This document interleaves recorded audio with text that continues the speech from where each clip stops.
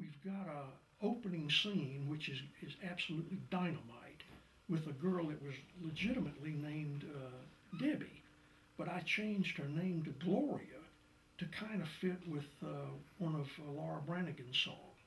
And there was a club here in Atlanta named the Agora Ballroom, and Debbie held that place up one night.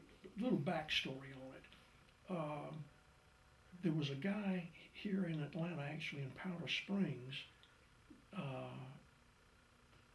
can't recall the guy's name, but he was a soldier of fortune. Mitch Warbell, that was his name, Mitch Warbell. Mitch designed and invented the Mac 10. I made the mistake of introducing him to Debbie.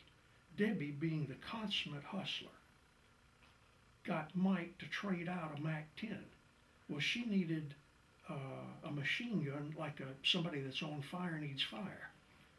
And she held up the Agora Ballroom and would have gotten away clean, but she walked in and there was a off-duty cop on duty, working extra job. And she walked up behind him and put the muzzle of the Mac 10 behind his ear. And she said, I don't want to hurt you.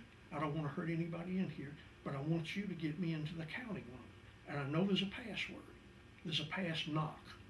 And if you give them the knock, alerting them that there's a holdup, she said, I'll kill you. So he goes, I guess he was figuring, okay, at $12 an hour, I'm not going to run this kind of risk. So he goes to the door, knocks on the door. They open the door. Debbie gets all the money in a duffel bag and heads out. Up to that point, she was in good shape, but she made an executive decision.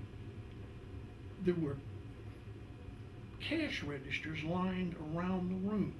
Debbie, with that executive decision, decides to clean out the cash registers. That was her mistake. By the time she gets to the front door, of course, there was a silent alarm. Debbie had pulled the phone out of the wall, but she didn't understand about silent alarms. They were on a separate line, a clean line. When she gets to the front door, what do you call them?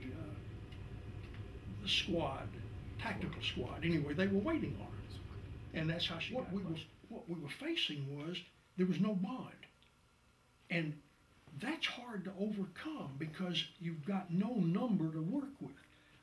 Even if something as absurd as $1 trillion is better than no bond at all. At least you've got a number. Then you can judge shop.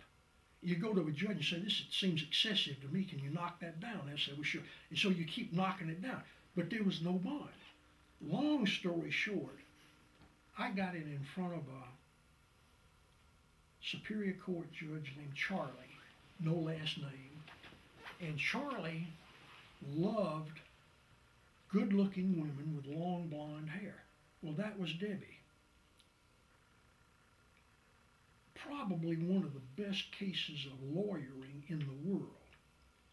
Debbie did not serve any time whatsoever. She pulled 5 years probation, but that did not affect her hooking job. So that was how that turned out. Debbie lives on the Gulf Coast now, but that's how that turned out. But I did manage to talk her out of armed robbery. Debbie should have been a Navy SEAL because she lived off of adrenaline. And once she got that firearm from Warbell, she started out little baby steps.